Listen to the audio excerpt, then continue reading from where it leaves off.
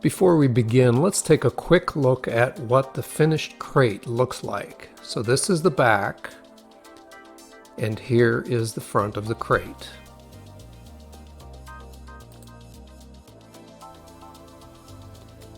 Let's take a quick look at some of the power tools I'll be using to make my crate. This is a compound miter saw that I have on a stand, and next to it I have a stand that supports my lumber while I'm cutting it. I've taken an old piece of plywood and made a work table out of it that's supported on sawhorses. I'd like to bring your attention to these items on the table: hearing protection and eye protection. Very important whenever you're using power tools. I have a cordless driver that I use. In fact, I use two of them. I also have a cordless saw. I have a electric saw, which is plugged in. It's a skill saw. I have a finish nailer, finish nails, and I have a crown stapler. And these are what crown staples look like.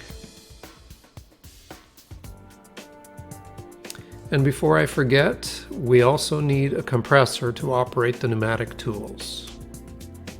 Now let's take a look at some of the lumber that I'll be using to make my crate. The thicker plywood is 15/32, and the two sheets of thinner plywood are a 1/4 inch thick. I choose these because there's a balance between weight and strength on the crate. I don't want my crate to be overly heavy so as to make it difficult to maneuver and to carry. So I found that these particular dimensions of lumber work quite well. I also have 1x3 pine boards that I'll use to reinforce the edges of the crate. I first begin by cutting my thick plywood into 4-inch wide planks. These will ultimately be the sides for the crate. Next, I cut the plywood sides down to the proper length for my painting.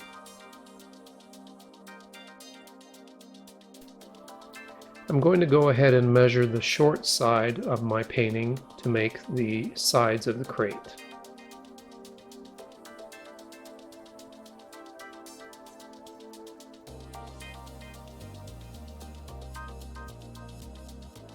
Now I'm going to assemble the long side, which is facing me, and the short side, which is to the right of me. I go ahead and assemble these using my finish nailer, just to tack the corners together. And now you can see that we have the frame of the crate. So this is the long side of the crate, and this is the shorter side of the crate. My next task is to start making the back of the crate. So I'm going to go ahead and measure the long side of the crate for my plywood and then cut the plywood appropriately. Now I've put two of my sheets of plywood on the table, the 1/4 inch plywood, and I'm raising them up a little bit so that when I cut the plywood, my blade won't actually cut the tabletop.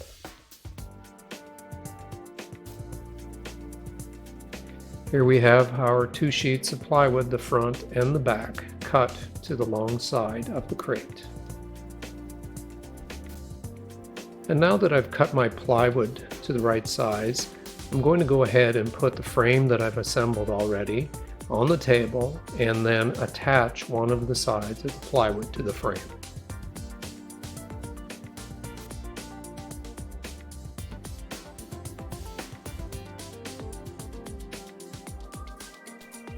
My plywood isn't quite wide enough to cover the span of the dimension of the crate, so I'm going to have to cut some extra piece of plywood sections to finish off the bottom of the crate.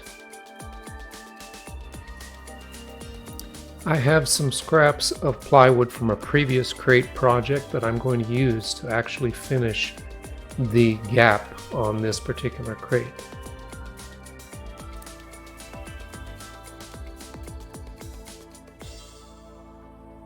Now that I've cut the extra sections of plywood, I'm going to go ahead and attach them to the crate.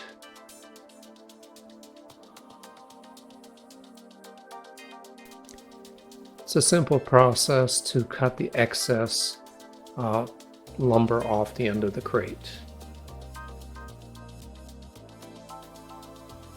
Because my plywood sheet wasn't wide enough to span the entire width of the crate, I added those extra pieces of plywood. Now I have to reinforce that seam between those two sheets of plywood, and I'm using a 1x4 pine board that I will nail with my crown stapler from the inside outward.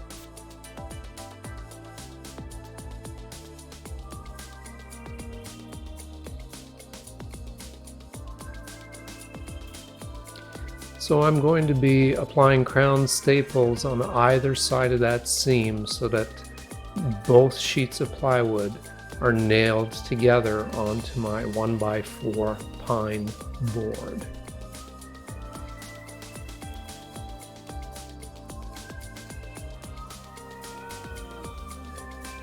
Here's what the seam looks like from the inside of the crate. You can clearly see the crown staples staggered on either side of the two sheets of plywood.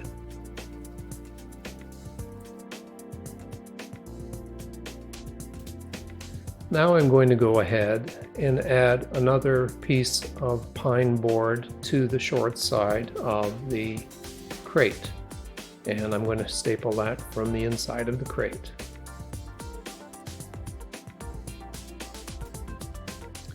I've turned my crate over and I'm going to cut off the excess lengths of the pine board sticking off the ends.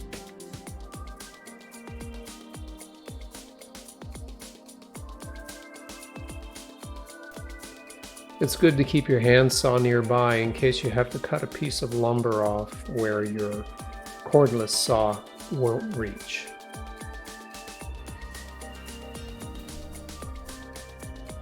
Now I'll continue to add 1x3 pine to the perimeter of the outside of the crate, just to reinforce the sides and to give you a surface to grip when handling.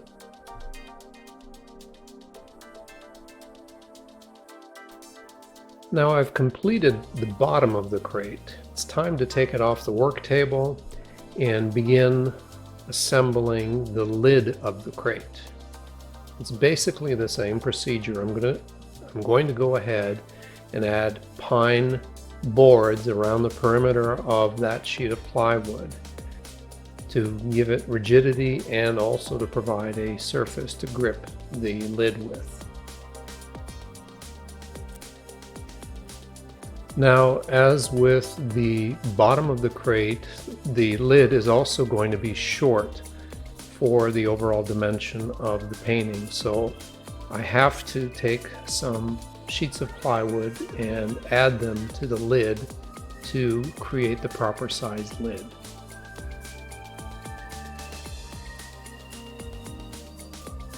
Now I have my 2 additional strips of plywood cut to size. But before I can fasten them, I have to put my 1x4 pine board underneath, and then I can attach my plywood to the top of that board.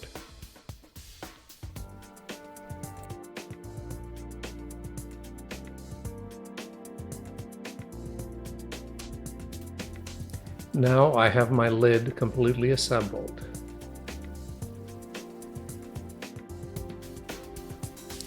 My next step is to add some foam spacers on the side of the package painting. So this will give me a little extra space between the crate walls and the painting itself.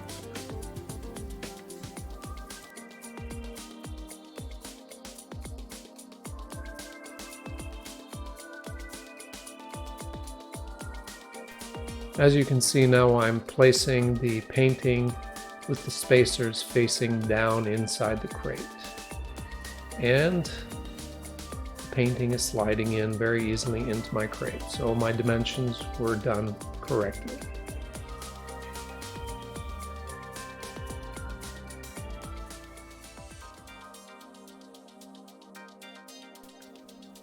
There's roughly an 1/8 of an inch gap to a 1/4 inch gap inside the crate, so that way the painting can be removed easily from the inside of the crate. Now I'm adding spacers to the top of the painting facing the lid, also to ensure that there's extra distance between the lid and the painting itself. Before I go ahead and put the lid on the crate, I'm going to include collateral materials such as a thank you card, a certificate of authenticity, and an invoice if necessary. And what I'm doing here is just taking a piece of plastic sheeting and covering it all up so that when the collector opens the crate up, it's visible, it's easy to get to, and it looks neat and professional.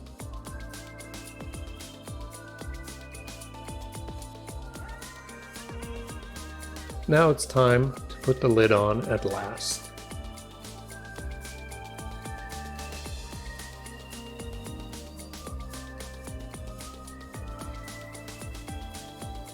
Now I'm going to start fastening the top of the lid to the side of the crate, and I always use a drill to pre-drill my holes. That way the lumber doesn't split when you put the screws in. It takes a little more time, but it's just a neater job.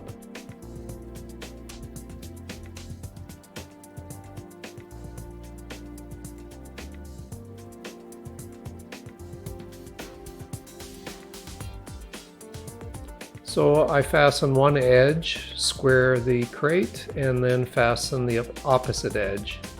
Then I go ahead with a pencil and start dividing up the distance and try to have equidistant screws. And usually I'm shooting for anywhere between 8 to 10 inches depending on the size of the crate as far as the distance between the screws themselves.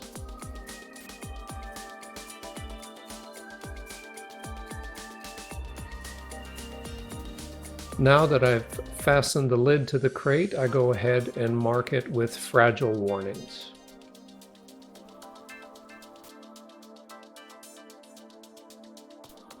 I always go ahead and put the shipper's and receiver's address on the front of the crate, as well as the bill of lading.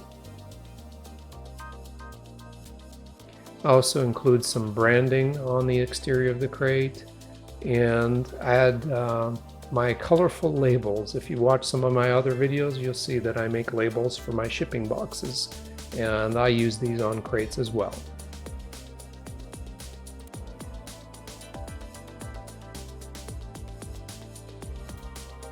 And there you have it. I hope you've enjoyed watching packing artwork in a crate, and this has been very helpful.